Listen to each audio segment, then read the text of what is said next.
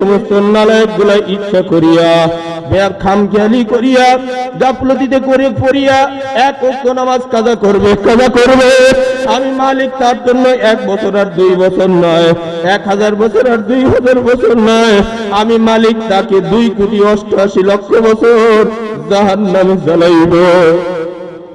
ও যুবক, তোমার হাতে পায়ে ধরিয়া বলি রে যুবক, খেয়াল করিয়া দেখো, এই 7 লক্ষ ওয়াক্ত নামাজ পড়া ভালো যুবক, নাম মালিকের 2,88,00,000 বছর জাহান্নামে জ্বালা ভালো।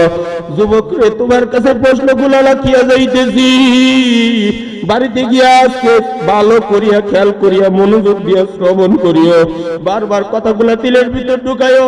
ও যুবক, এই অবস্থায় যদি তোমার আমার কাছে মালাকুল মউত ফেরেশতা আসিয়া যায়, তাফসীরে কুরতুবী অনুযায়ী যখন কোন ব্যক্তির কাছে মালাকুল মউত ফেরেশতা আসে, তখন আজরাইল আলাইহিস সালামের সাথে 500 ফেরেশতা জান্নাত থেকেও আসে, জাহান্নাম থেকেও আসে।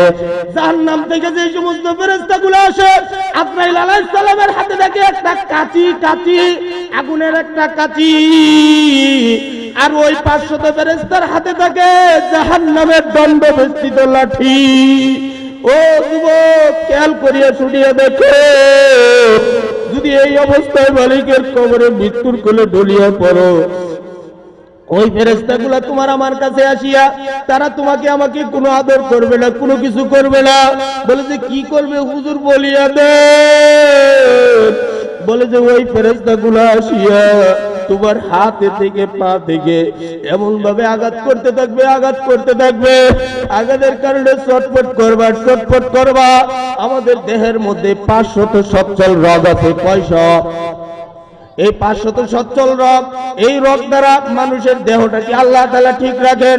এই 500 রগের মধ্য থেকে যখন নাকি ওই 500 ফেরেশতা এই হাতুর দ্বারা আঘাত করতে থাকবে আর আঘাত করতে থাকবে, আঘাতের কারণে দেহের ভিতর রূহখানা পাগলের মতো ছুটাছুটি করবে।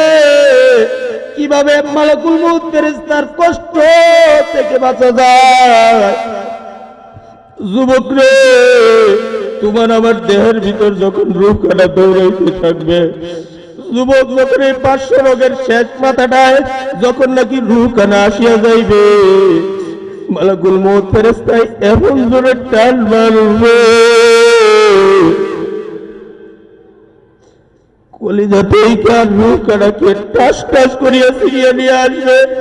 আমার মালিকের কিন্তু কোরআন শরীফের মধ্যে স্পষ্ট ভাষায় বলিয়া দিছে, ওয়ান্নাজিয়াতি গরকা ওয়ান্নাশিতাতি নাশতা ওয়াসসাবিহাত